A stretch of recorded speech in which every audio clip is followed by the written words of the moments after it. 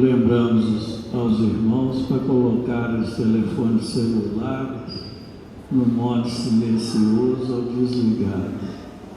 Vamos iniciar nossa reunião da tarde, elevando nosso pensamento a Jesus, nosso bom e amado Mestre, agradecendo a Ele pela bênção, o amparo, a assistência que temos recebido, pela sua misericórdia em nossas vidas, pela oportunidade de estudarmos os seus ensinamentos, através do Consolador prometido, que tem nos explicado a lei de Deus na sua essência, nos mostrando Deus como um Pai misericordioso, bom e justo, que deseja a nossa evolução espiritual. Pedimos aos nossos benfeitores que aumentem a nossa visão espiritual para que possamos extrair das lições da tarde aquilo que mais necessitamos. Ave Maria, cheia de graça, o Senhor é convosco. Bendita sois vós entre os anjos, bendito é o fruto do vosso ventre, nasceu Jesus. Santa Maria, Mãe de Jesus, rogai a Deus por nós, pobres pecadores, encarnados e desencarnados, hoje, agora e sempre, que assim seja. E em nome de Deus, nosso Pai, de Jesus, nosso bom e amado Mestre, e de Paulo de Tarso, patrão de nossa casa, de oração, estudo e trabalho, estamos iniciando a nossa reunião evangélica na santa e bendita paz do Senhor, que assim seja.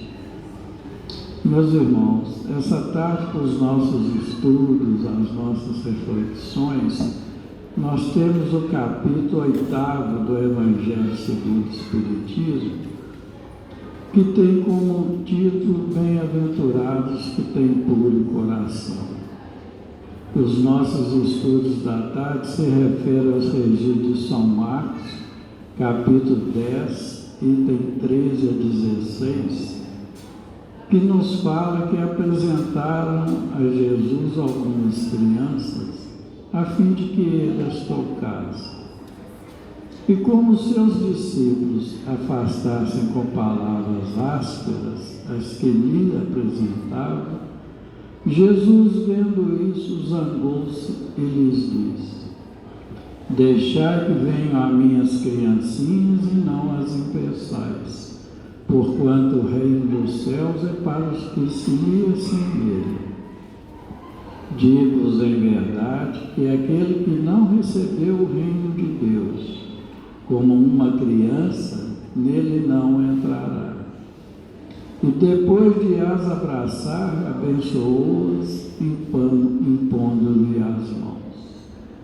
E os nossos estudos da tarde se referem a uma mensagem enviada por João Evangelista na cidade de Paris, no ano de 1863, em que ele nos fala: Disse o Cristo: Deixai venham a minhas criancinhas.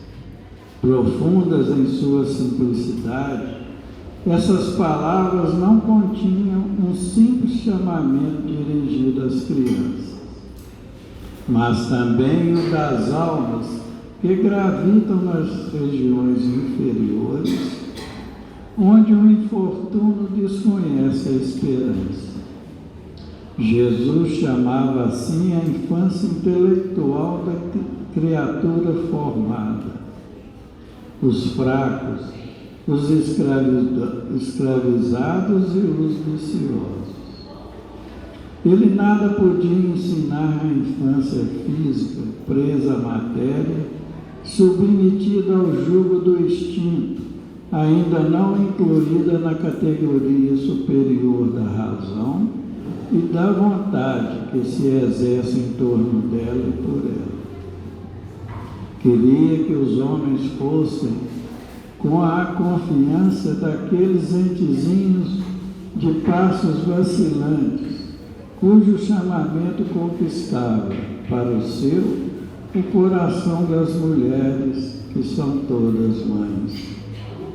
Submetia assim as almas à sua eterna e misteriosa autoridade.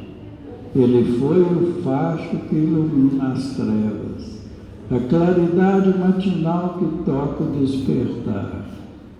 Foi iniciador do Espiritismo, que a seu turno atrairá para ele, não as criancinhas, mas os homens de boa vontade. Está empenhada a ação viril. Já não se trata de crer instintivamente, nem de obedecer maquinalmente. É preciso que o homem siga a lei inteligente que se lhe revela a sua universalidade. Meus bem-amados, são chegados tempos em que, explicados, os erros se tornarão verdades. Ensinar-vos-emos o sentido exato das parábolas e vos mostraremos a forte correlação que existe entre o que foi e o que é. Digo-vos em verdade, a manifestação espírita avulta no horizonte, e aqui está o seu enviado, que vai resplandecer como o sol no cume dos montes. João Evangelista, Paris, 1863. Nessa tarde nós contamos com a colaboração dos nossos irmãos Euler e Lucas, a quem passamos a palavra.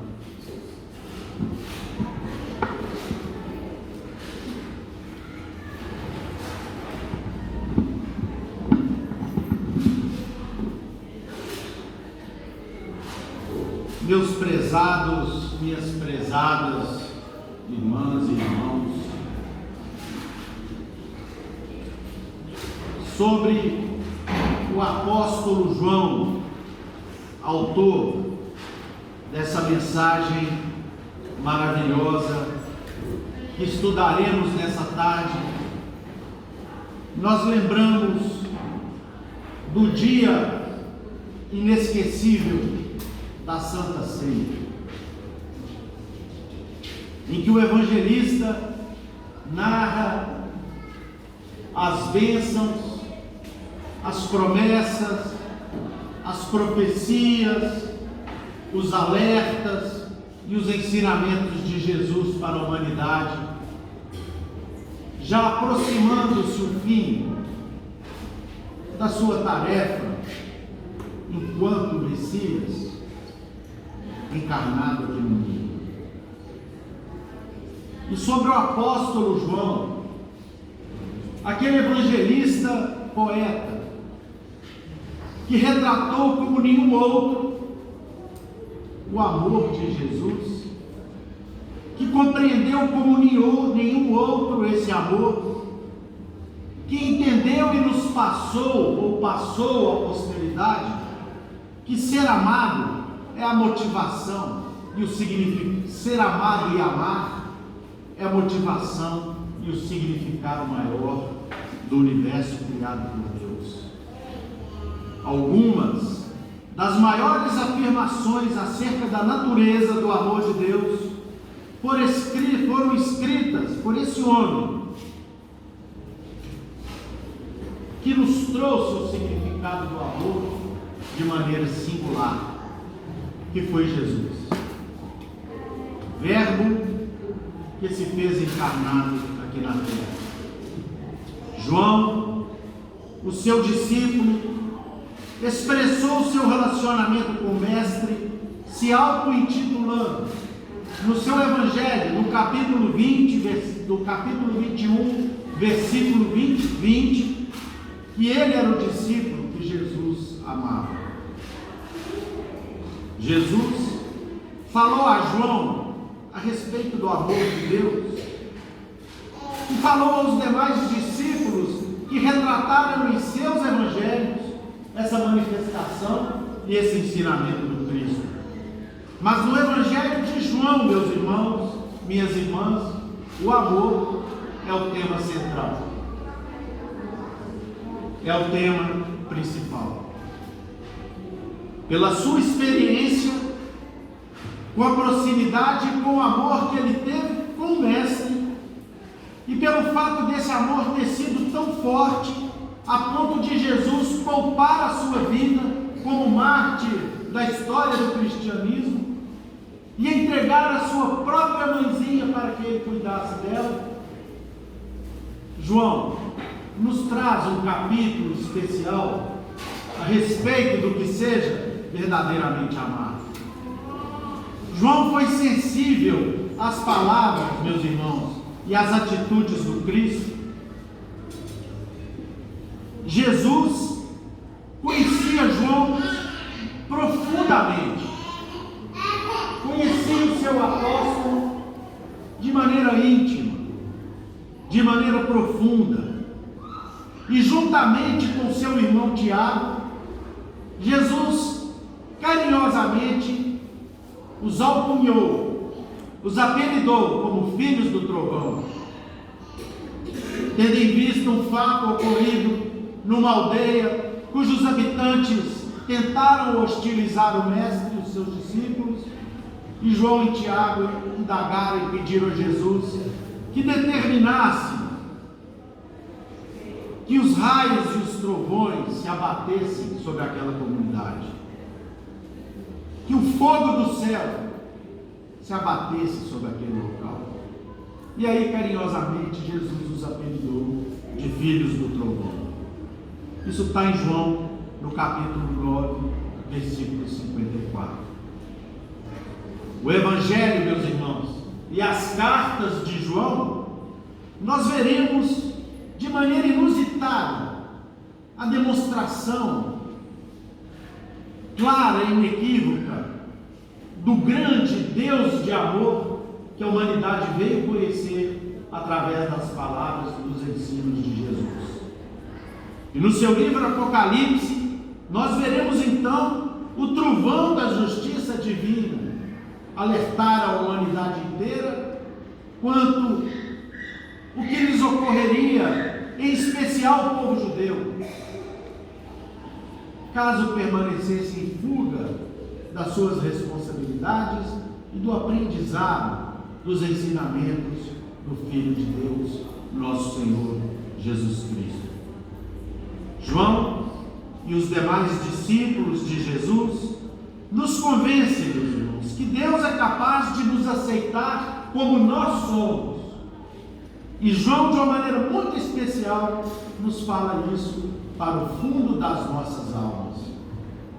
E fica a pergunta que não quer calar, ao longo de todos os séculos que se passaram após o advento do cristianismo e após a primeira vinda do apóstolo João, porque ele esteve aqui em outra oportunidade, como nós sabemos, na figura de São Francisco de Assis. Passados os séculos, ficou a pergunta: e nós, meus irmãos? E nós aqui? Nós aceitamos o amor de Deus em nossos corações?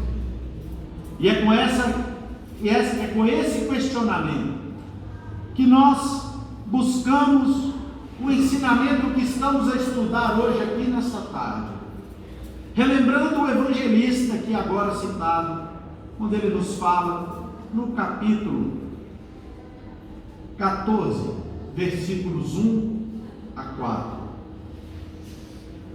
o ensinamento de Jesus: não se turbe o vosso coração, credes em Deus, ensinou-nos Jesus, credes também em mim. Na casa do meu Pai há muitas moradas, e se não fosse assim, eu vou teria dito.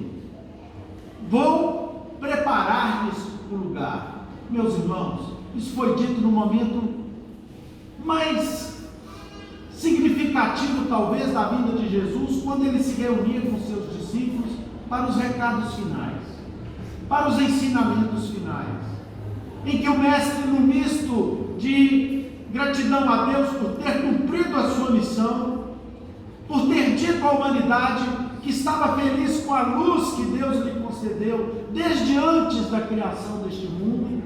Ele diz aos discípulos: na casa do meu pai tem muitas moradas, fiquem tranquilos, eu estou indo para lá, mas vou preparar um lugar onde um dia vocês estarão comigo. Quando eu for e vos preparar um lugar, virei outra vez e vos levarei para mim mesmo, para que onde eu estiver, estejais vós também. Mesmo vós sabeis para onde eu vou e conheceis o caminho. E aí então, Tomé, o discípulo duvidoso, o discípulo perquiridor, pergunta a Jesus: mas Senhor, nós não sabemos para onde vais, como que nós vamos saber o caminho, se nós sequer sabemos por onde seguir? Jesus lhe dá a resposta que ressoou para toda a humanidade, e com ela eu gostaria que os irmãos refletissem, especialmente neste Natal de Jesus. Eu sou o caminho, a verdade e a vida. Ninguém, absolutamente ninguém vai ao Pai senão por mim. E com esse ensinamento dito no sobrado de Jerusalém, no segundo andar, como dizem, como nos narra a Bíblia, em que Jesus se reúne para a Santa Ceia com seus espíritos, nós verificamos o ensinamento do Cristo sembrado nos séculos e vir hoje alinhar-se dentro dos nossos corações, meus irmãos queridos, minhas irmãs queridas, nos conclamando para compreendermos esse amor que Ele veio nos ensinar. Nós que ainda não sabemos o caminho que temos que percorrer, já temos o roteiro. Jesus nos deu um mapa, Jesus nos deu um GPS, que basta escrevamos assim a palavra Jesus e coloquemos lá nesse GPS, que esse GPS vai nos indicar o caminho.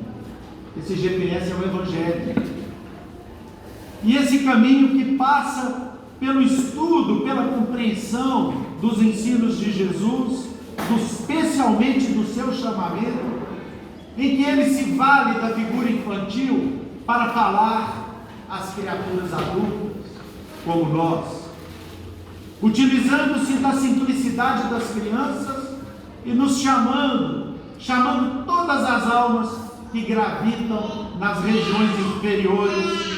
Vejam só como João coloca esse ensinamento: consiste em chamar a conclamar todas as almas que gravitam nas regiões inferiores, onde o infortúnio desconhece a esperança. O que é o mundo, meus irmãos? O mundo que nós construímos ao longo desses séculos,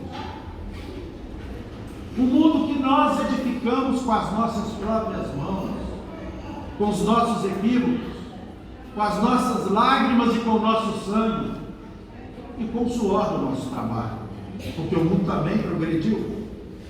O mundo ainda é, em grande parte, um vale de lágrimas. E como o mestre sabia disso na profundeza de sua alma, ele fez questão de enfatizar que seria para nós, criaturas sofredoras, necessitadas, que ele viria consolar, que ele viria dar as mãos, que ele pediria licença ao Pai para que nós nos aproximássemos dele, tais quais crianças, na infantilidade da nossa evolução, e sem guardar ainda a pureza dos pequeninos infantes, mas guardando a inexperiência de almas que ainda insistem em caminhar por caminhos tortuosos. O Cristo mais uma vez se manifesta através da nossa abençoada doutrina espírita, o Consolador que um dia lhe prometera, para dizer assim ao mundo: meus filhos, meus irmãos queridos, eu lhe espero vocês. Deus confia em cada um de vocês.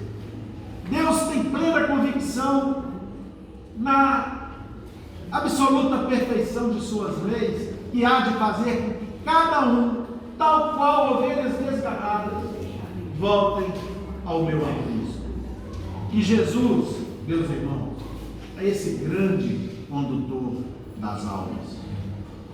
Ele chama para si a infância intelectual da humanidade.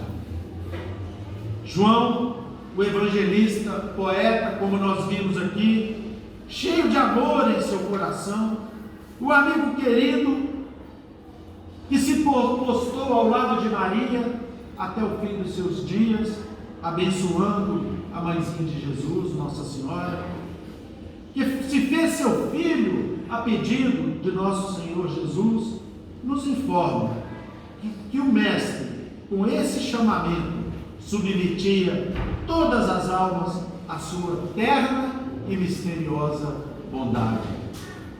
Ele, o Mestre, foi, meus irmãos, e ainda é, e sempre será, o facho que iluminará as trevas, a claridade matinal que toca o despertar das nossas almas ainda comprometidas com ele. Quem estuda a experiência dos espíritos caídos nas existências que tiveram e que reingressam no plano superior, nas situações de dificuldade envolto às trevas, sabe perfeitamente o que isso significa. Quando os estandartes daqueles que operam em nome do Cristo e que descem as furnas purgatoriais em busca das almas caídas, mas que já se encontram em processo de arrependimento, cansados de sofrer, cansados da revolta que lhes tomava conta do mundo íntimo, sabe perfeitamente que esse estandarte de luz, carregado pelos anjos que partem de todos os rincões do mundo espiritual, tem como letras douradas e luminosas a inscrição: amai-vos uns aos outros como eu vos amei. Esses são os enviados do Cristo, que em momento algum se esquecem da humanidade que sofre, que em momento algum se esquecem de nós, que nos trazem, atualizam, insistem, falam em diversas línguas, em diversos idiomas, o chamamento do Cristo de todos os tempos e para todos os povos. Meus irmãos queridos aqui do solar, minhas irmãs queridas aqui do nosso solar, é Natal. Jesus está mais próximo de nós nesse momento. E ao clarão do Natal, que em ti acorda, a música da esperança, escuta a voz de alguém que te busca unir na própria alma. Alguém que acende a estrela da generosidade nos olhos e te adoça o sentimento, qual se trouxesse uma harpa de ternura escondida no peito. Sim, é Jesus, meus irmãos, o amigo fiel de todos nós, que volta novamente para ter conosco.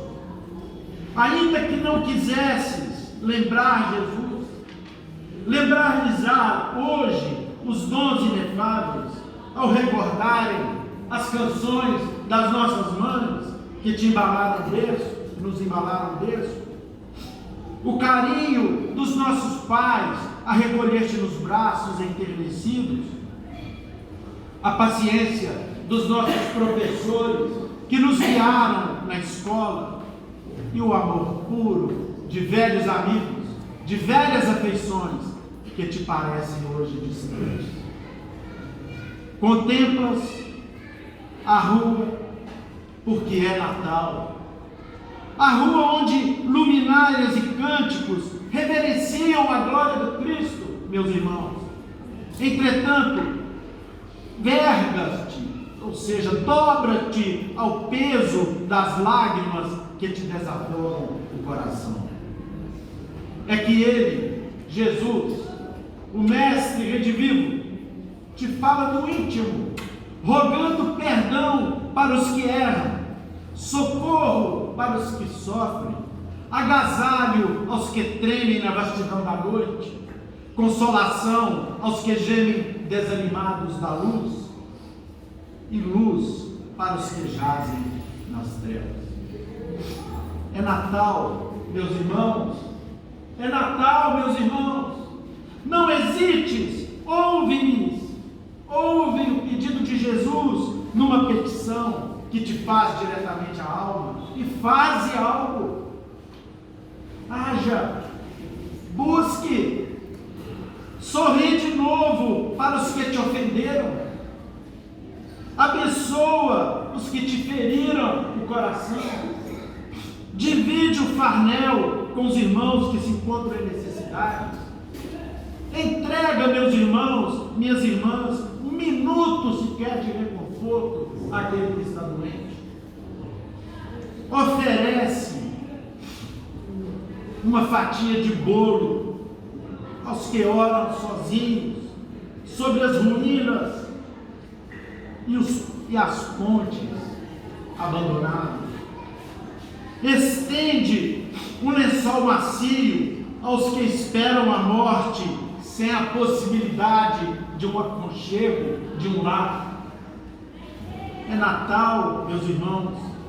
Cede pequenina parte de tua bolsa no auxílio de mães cansadas que se afligem ao pé dos filhinhos que enlanguecem de fome, ou improvisa a felicidade de uma criança qualquer que se encontra esquecida. É Natal, meus irmãos. É Natal. Não importa se diga que você cultiva a bondade somente hoje no Natal, que esqueça de fazê-la nos outros 364 dias do ano, mas ainda que faça hoje, faça, porque o Natal deslumbra os corações de todos nós. Comecemos a viver com Jesus, meus irmãos, ainda que seja por algumas horas, de quando em quando, de vez em quando, e aprenderemos, pouco a pouco, a estar com Ele em todos os instantes, em todos os dias do ano, tanto quanto Ele permanece conosco, voltando diariamente ao nosso convívio e sustentando-nos para sempre, meus irmãos. Meus irmãos, é Natal. Essas palavras que não são minhas, evidentemente, são da nossa irmã Bebê.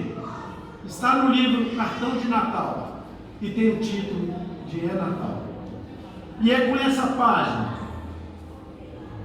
desejoso de que esse Natal de Jesus possa estar em nossos corações, meus irmãos.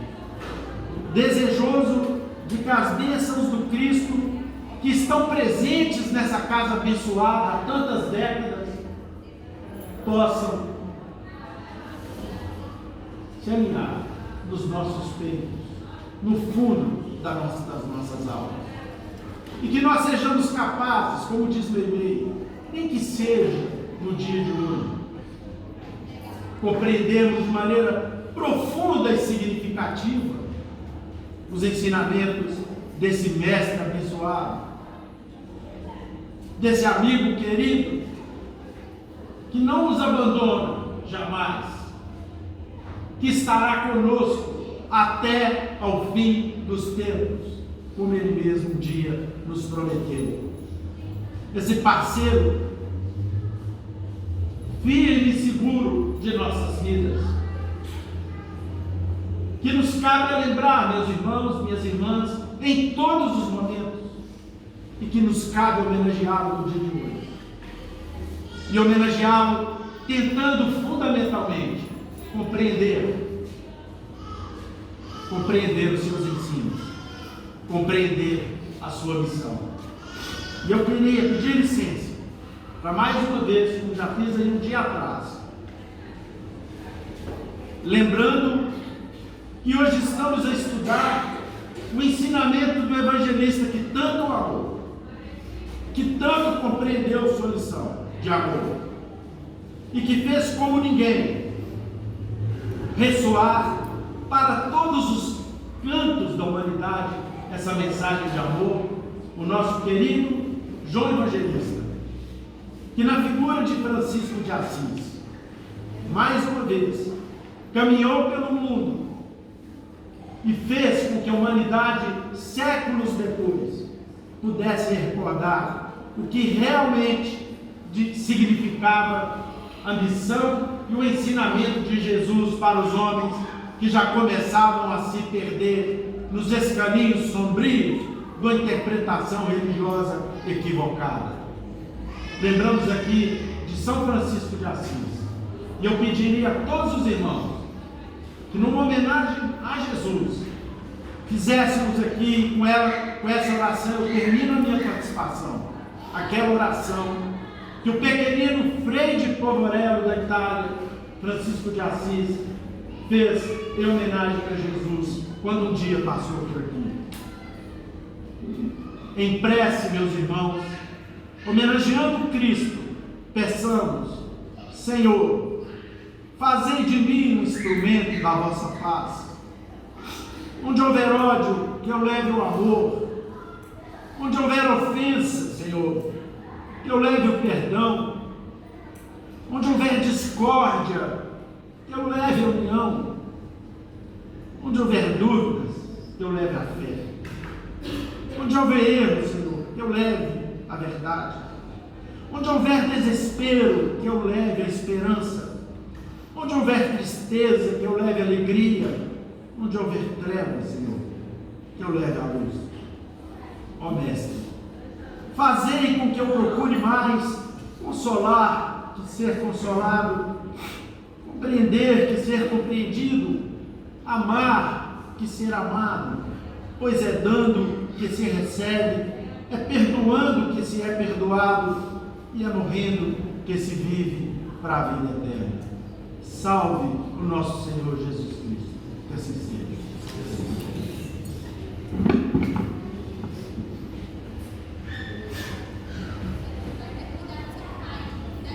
Meus prezados irmãos, boa tarde a todos.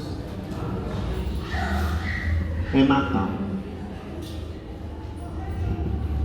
Vivemos mais uma vez nessa existência e nessa casa querida as vibrações dessa época única do ano, na qual nós não temos a menor dúvida de que Jesus se aproxima mais dos nossos corações, se aproxima mais de nós, e por meio dessa casa nós nos aproximamos mais dele.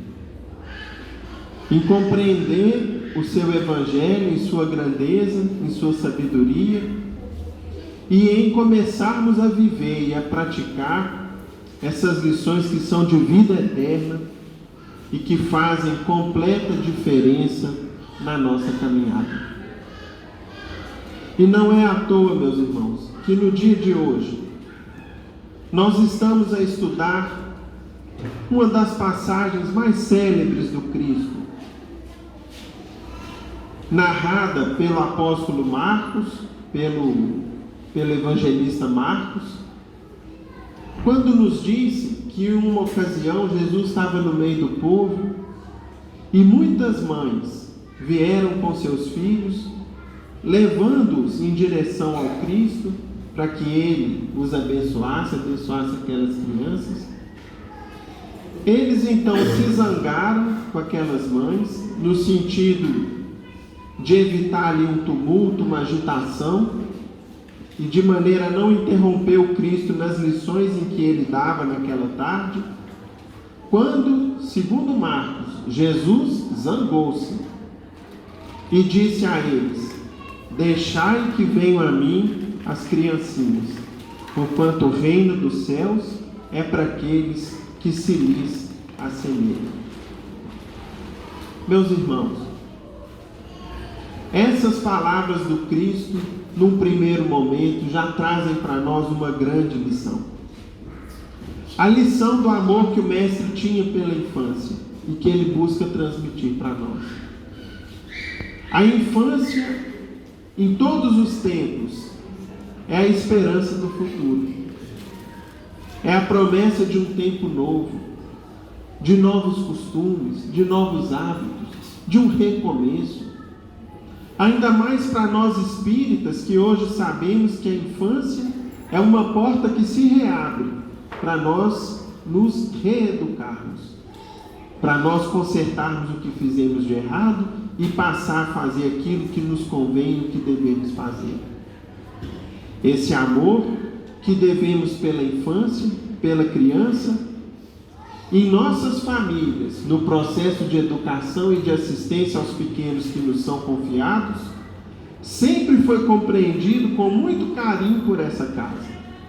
Quando institui aqui, por exemplo, as escolas de evangelho que funcionam há mais de 50 anos, recebendo as crianças de todas as idades, de todas as origens, que se unem numa mesma classe, conforme as suas idades e suas capacidades de compreensão, e ali recebem suas primeiras lições em torno do Evangelho e da grandeza de nosso Pai Criador. Essas escolas de Evangelho, meus amigos, nasceram da inspiração de um coração de mãe, muito generoso, que certa feita, preocupada, ao observar os filhos de outros pais sendo educados pela escola dominical na igreja católica, aliás, na igreja evangélica, sendo educados pela crisma e pelo catecismo na igreja católica, pensou: e quanto aos meus filhos? E quanto aos filhos dos espíritas? Como educá-los desde o princípio naquilo que acreditamos e que constitui para nós tanta paz e tanto consolo? E ela então, pedindo autorização e recebendo o amparo da nossa querida irmã Cipriana, instituiu nessa casa as escolas de evangelho, que funcionam de maneira ininterrupta há algumas décadas. Esse coração cheio de amor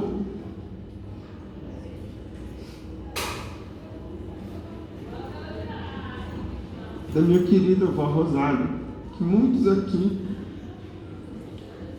conheceram. Certamente, meus amigos, essas almas que amamos muito se aproximam mais de nós nessa época. Tem horas que o nosso coração parece que não vai caber no peito de tanta emoção que a gente sente, porque essa casa tem nos mostrado o significado do amor ao longo dos anos, desde as mais pequeninas idades. E é justamente dentro desse amor pelas crianças que nós compreendemos, no seio da família, dentro do âmbito da casa espírita, João Evangelista, na lição de hoje, aumenta ainda mais para nós a compreensão dessa lição. O que o nosso querido apóstolo vai fazer conosco dessa lição? Ele vai mostrar para a gente o seguinte: vejam, as palavras de amor de Jesus não se limitaram aos pequeninos, não se limitaram às crianças pelas quais nós temos tanto carinho, tanto afeto, e assim tem que ser, porque é desse carinho, desse afeto nasce o zelo, a preocupação, e o processo educativo então vai se esforçar da melhor maneira possível em formá-los como homens e mulheres de bem. Mas João Evangelista vira, meus irmãos, e mostra para a gente o seguinte: olha, o convite de Cristo era mais amplo. O convite de Jesus não se limitava aos pequenos.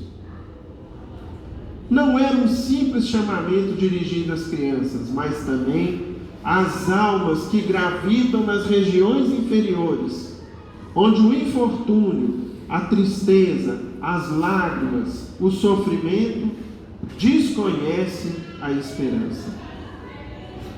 Vejam a força dessa expressão. O que é uma criatura, um irmão nosso em humanidade, sofrer tanto mas sofrer tanto ao ponto de apagar em seu peito a chama da esperança e da fé. Eu não espero mais nada. Não consigo imaginar mais a presença e a existência de Deus e nem a perspectiva de uma melhora. Perdi a noção do tempo, de quanto tempo aqui estou, entre choros, entre lágrimas, entre ranger de dentes, nessa escuridão, nesse frio que não passa. Não sei mais o que é ter esperança. Jesus, quando fala, deixa que venham a mim as criancinhas, Jesus se dirigia para eles. Jesus chamava a si a infância intelectual da criatura formada, os fracos, os escravizados e os viciosos. Jesus se dirigia àqueles que somos praticamente todos nós, que somos crianças da alma, que somos infantis ainda em nosso processo educativo, que ainda somos, meus irmãos, muito atrasados em matéria do Espírito e que precisamos compreender as verdades mais simples naquilo que diz respeito à alma.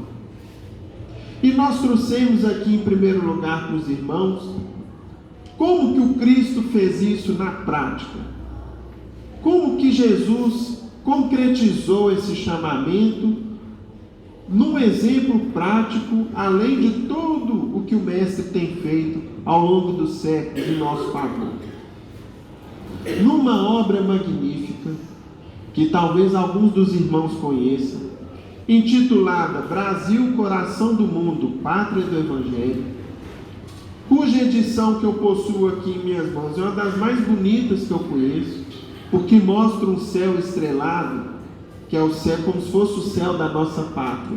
E em destaque nesse céu, o Cruzeiro do Sul, constelação que forma uma cruz, e a gente claramente identifica no céu, e que só é vista no hemisfério sul do nosso planeta.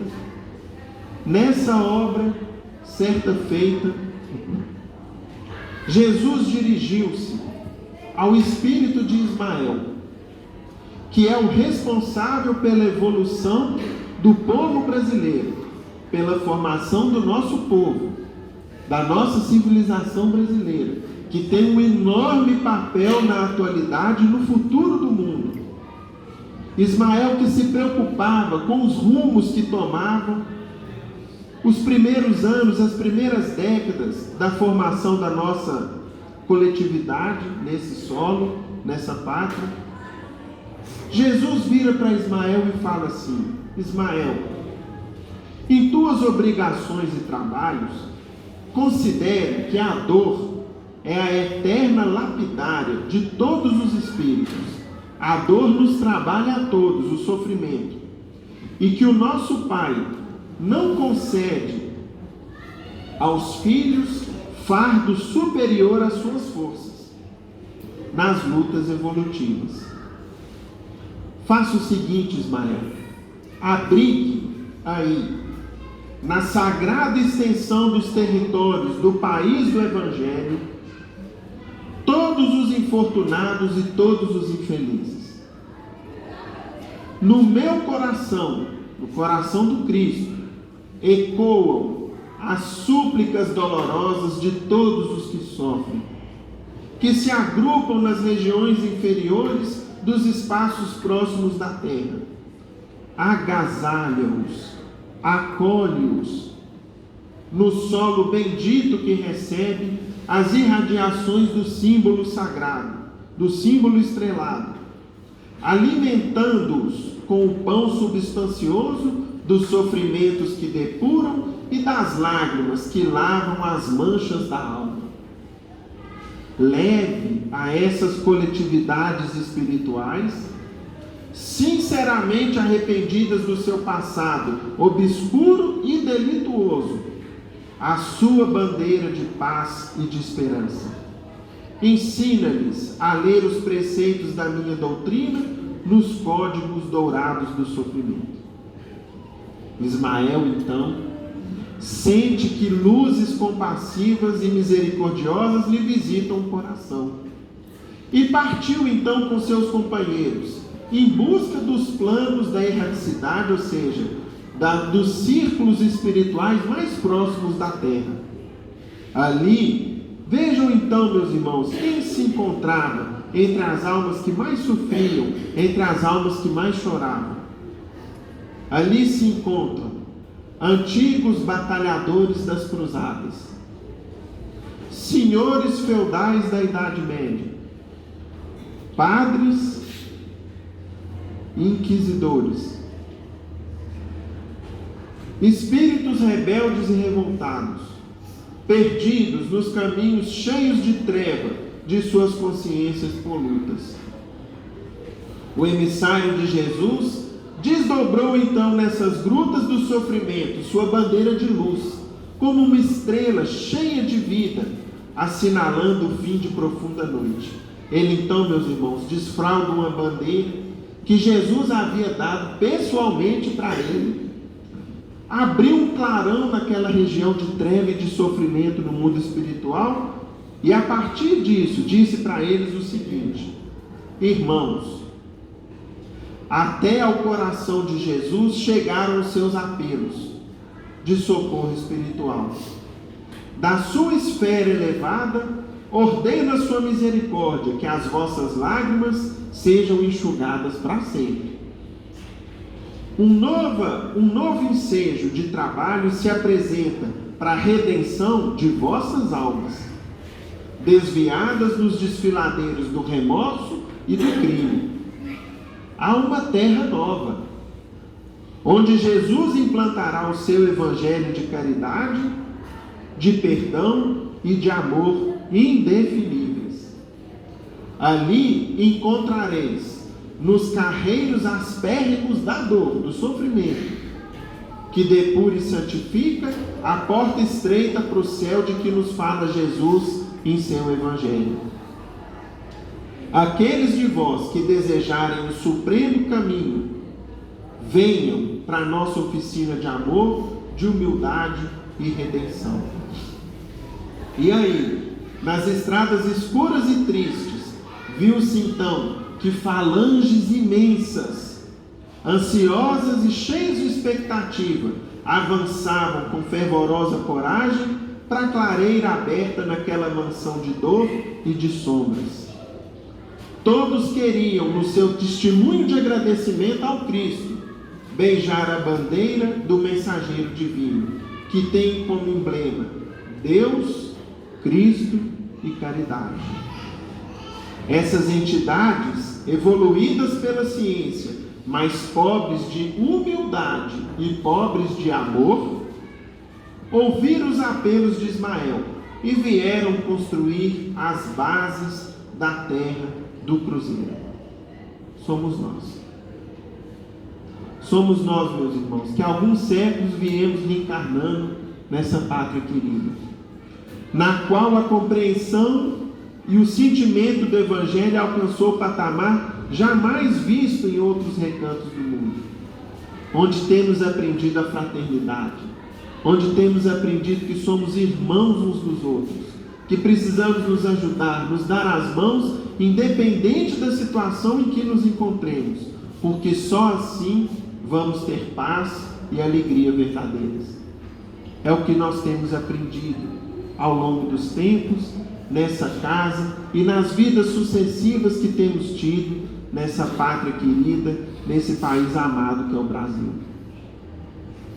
No nosso trecho de hoje, meus irmãos, e aqui nós vamos caminhar para o encerramento do nosso estudo de hoje, quando a gente vai até a Bíblia, nesse trecho de Marcos, onde Jesus diz: deixai que venham as minhas criancinhas, vejam que interessante o comentário contido aqui na Bíblia, feito pelo comentarista bíblico, quando ele se reporta a essa passagem na qual Jesus abençoa as crianças.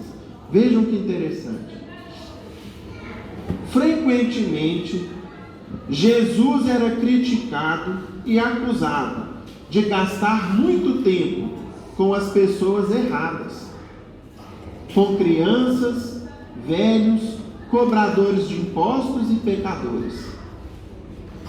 Alguns inclusive os discípulos, pensavam que Jesus deveria dedicar mais tempo aos líderes religiosos e políticos importantes e aos judeus mais devotos, porque essa seria uma forma de melhorar sua posição e evitar as críticas. Mas Jesus não precisava melhorar sua posição. Sendo o Cristo, desejava falar com as pessoas que mais necessitavam dele. É o capítulo que nós estamos estudando. Por quê, meus irmãos? O que impedia muitos dos contemporâneos do Cristo, e ainda hoje impede muitas das almas de se aproximarem e compreender o Evangelho do Mestre? O sentimento de orgulho. O grande vício, a grande muralha do orgulho que nós ainda temos em maior ou menor medida dentro de nós. E lembrando desse acolhimento do Cristo, lembrando de todo esse amor que o seu coração, cheio de bondade, de um amor infinito, dispensavam a todos os que o procuravam, humildemente, marcando a vida daquelas pessoas para sempre, porque a presença do Cristo e o seu olhar eram indefiníveis. Ninguém tinha aquela presença, ninguém tinha tanto amor, ninguém tinha tanta bondade em seu modo de ser como Cristo. E quem se encontrava com ele, mesmo aqueles que o negavam, jamais se esqueciam do Mestre. E vendo aqui o comentarista dizendo, que Jesus, muitos achavam que ele gastava muito tempo com pessoas erradas. Será, gente? É com base nisso que nós trouxemos uma história emocionante, conhecida de alguns de nós, que mostra um verdadeiro discípulo do Cristo fazendo exatamente como o Mestre fazia, que é a história que nós vamos ver e que ilustra, meus irmãos, tão bem para nós o que é o clima do Natal, o clima do acolhimento, da fraternidade, do coração aberto, que é o que nós temos aprendido ao longo do tempo. Conta-nos Adelina da Silveira no livro Kardec Prossegue. É uma mensagem belíssima que a gente tem que ter cuidado aqui com a emoção, porque nos emociona. Uma história que é a seguinte: ao longo desses anos em que tenho ido a Uberaba, conheci muita gente. Gente boa, gente meio boa e gente menos boa. Algumas, o tempo vai apagando lentamente, mas jamais terá força suficiente para apagar de minhas lembranças a figura encantadora que vocês vão passar a conhecer. Numa daquelas madrugadas, quando as sessões do Chico se estendiam até o amanhecer, vi-o pela primeira vez. Naquelas filas quase intermináveis que se formavam para a despedida ou uma última palavrinha, ainda que rápida, com o Chico, ele chamou-me a atenção pela alegria com que esperava a sua vez. Então ele vinha, entrava na fila e ficava ali bonzinho até chegar a vez dele. Vinha com passos cansados, o andar trôpego, fisionomia abatida, mas seus olhos brilhavam à medida que se aproximava do Chico. Não raro, sua alegria se traduzia em lágrimas serenas, mas abundantes. Trajes muito pobres, descalço, pés rachados, indicando que raramente teriam conhecido um par de sapatos. Calça azul, camisa verde com muitos remendos. Um paletó de casimira apertava-lhe o corpo franzino. Pele escura, cabelos enrolados, nos lábios uma ferida. Chamava-se Jorge. Creio que deve ter tomado poucos banhos durante toda a sua vida. Quando se aproximava, seu corpo magro, sofrido e mal alimentado exalava um odor desagradável. em sua boca alguns poucos tocos de dentes totalmente apodrecidos. Quando falava, seu hálito era quase insuportável. Ainda que não se quisesse, tinha-se um movimento instintivo de recuar. Quando se aproximava, tínhamos pressa em dar-lhe algum trocado, para que ele fosse comprar pipoca, doce ou um refrigerante, a fim de que saísse logo de perto da gente. Jorge morava com o irmão e a cunhada num bairro muito pobre, uma favela, quase um cortiço. Seu quarto era um pequeno cômodo anexo ao barraco do irmão. Poucas telhas, pedaços de tábuas de plásticos, folhas de latas compunham o seu pequeno espaço. Seu irmão e sua cunhada eram boias frias. Jorge ficava com as crianças, fazia-lhes o mingau, trocava-lhes as fraldas, cuidava deles. Alma assim caridosa, acredito que sofresse maus tratos. Muitas vezes o vi com marcas no rosto, e ainda hoje fico pensando se aquela ferida constante em seu lábio inferior não seria resultante de algumas pancadas constantes. O Chico, então, vejam só, meus irmãos, conversava com ele 5, 10, 20 minutos. Nas primeiras vezes eu pensava, meu Deus, como que o Chico pode perder tanto tempo com ele, quando tantas pessoas viajaram milhares de quilômetros e mal pegaram em sua mão? Por que será que ele não diminui o tempo do Jorge para dar mais atenção aos outros? Somente mais tarde fui entender que a única pessoa capaz de parar para ouvir o Jorge era o Chico. Em casa, ele não tinha com quem conversar. Na rua, ninguém lhe dava atenção. Quase todas as vezes em que lá estava ele também. Então ele era uma figura assídua lá no grupo espírita da Prece em Uberaba. Assim, por alguns anos, habituei-me a ver aquele estranho personagem que aos poucos me foi cativando.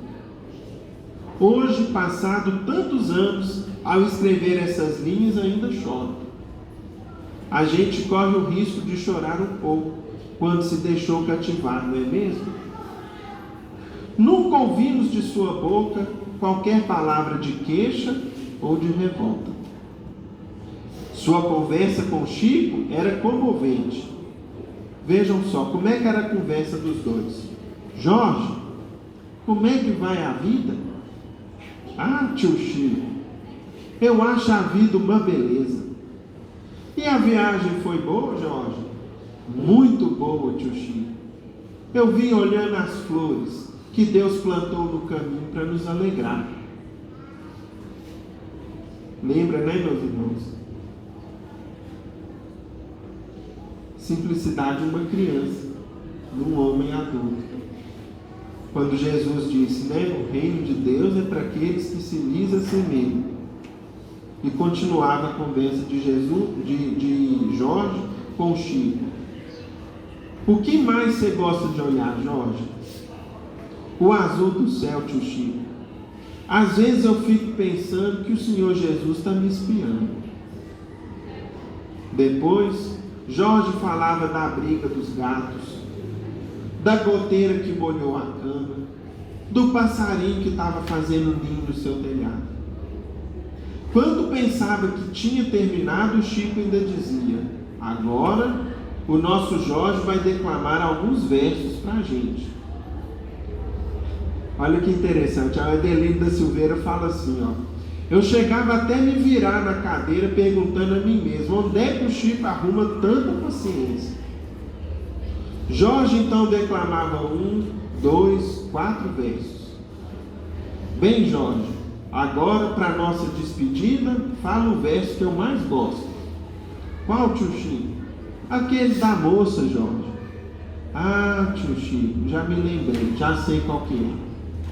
Naquelas horas, o centro continuava lotado.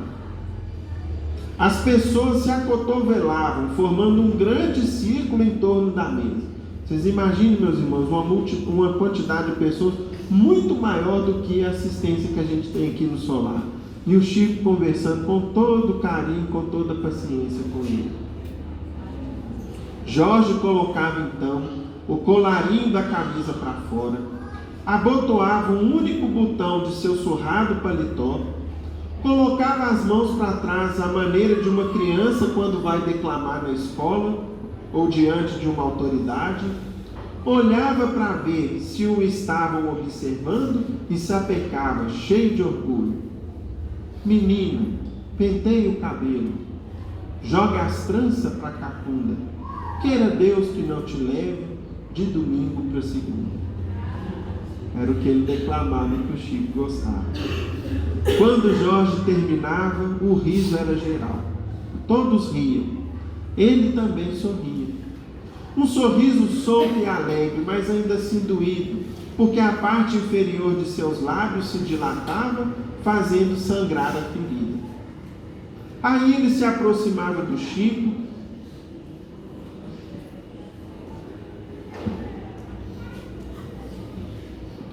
que lhe dava uma pequena ajuda em dinheiro. Em todos aqueles anos, nunca consegui ver quanto era. Depois, colocava o dinheiro numa capanga, onde já havia guardado as pipocas, os doces, dando um nó na alça de pano. Para se despedir, ele não se abraçava ao Chico, se jogava em cima do Chico, falava dentro do nariz do Chico, e eu nunca o vi ter aquele recuo instintivo como eu tivera todas as vezes. Beijava a mão do Chico, que beijava a mão e a face dele, ao que ele retribuía, beijando os dois lados da face do Chico, onde ficavam as manchas de sangue deixadas pela ferida aberta em seus lábios.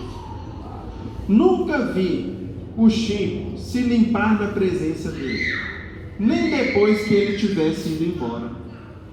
Eu, que muitas vezes ao chegar em casa, molhava um pano e limpava o que passamos a chamar carinhosamente como o beijo do Jorge. Não saberia dizer quantas vezes pensei em levar um presente para ele, uma camisa, um par de sapatos ou uma blusa. Infelizmente, fui adiando e o tempo passando. Acabei não lhe levando nada. Lembro-me disso com tristeza, e as palavras do apóstolo Paulo se fazem mais fortes na minha alma quando nos diz: façamos o bem enquanto temos tempo. Façamos o bem enquanto temos tempo. De repente, fica tarde demais. O Jorge desencarnou numa madrugada fria, completamente só em seu quarto, esquecido do mundo, de todos, mas não de Deus. Contou-me o Chico que foi esse nosso irmão de pele escura, cabelos enrolados, ferida nos lábios, pés rachados, mau cheiro, mau hálito, que ao desencarnar, nosso Senhor Jesus Cristo veio pessoalmente buscar.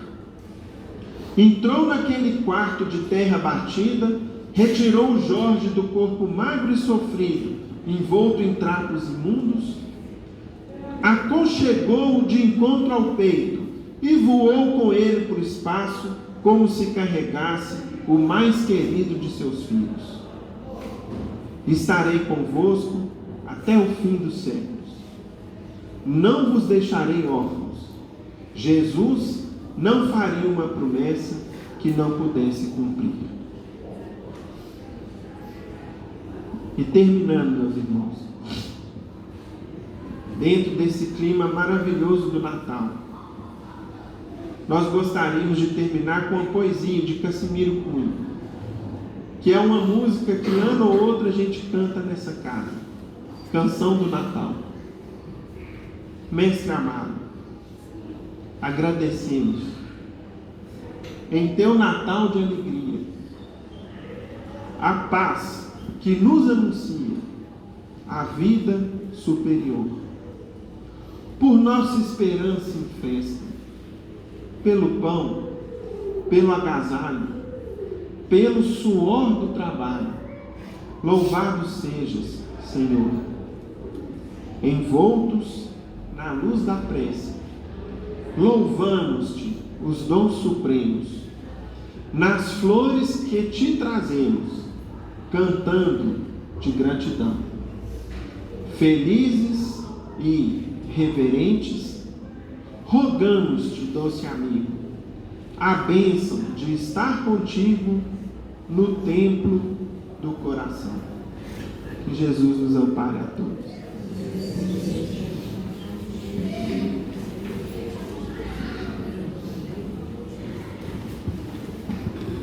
Meus irmãos, terminados os comentários da tarde sobre a pureza de coração, vamos fazer a nossa prece de encerramento, agradecendo a Deus, a Jesus, esses momentos de paz e reflexão. Pedimos a nossa irmã Dona Vera que nos faça a prece. Um coração cheio de gratidão, transbordando de amor, por esses momentos passados aqui, ouvindo esses estudos, fazendo parte desses estudos aqui, que eu peço, que eu desejo a todos aqui presentes um Feliz Natal, cheio de amor, cheio de paz, cheio de saúde, rogando ao Senhor Jesus, abençoe a todos os lares, todos os familiares nossos, aqui na terra e no plano espiritual, e que nós possamos fazer e deixar a luz pura do amor de Jesus, verdadeira estrela do Natal, habitar os nossos corações, habitar os nossos corpos e as nossas almas. Pai nosso que estás nos céus, santificado seja o vosso nome, venha a nós o vosso reino, seja feita a vossa vontade, aqui na terra como no céu.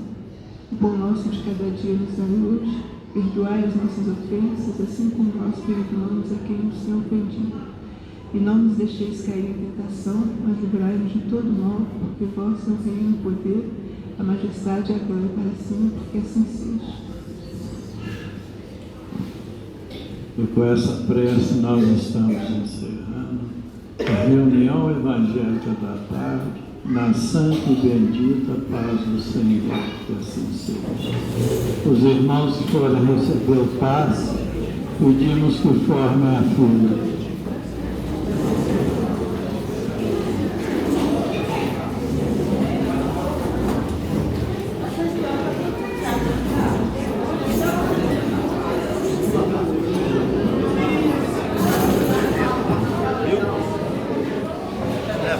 Não tem problema não.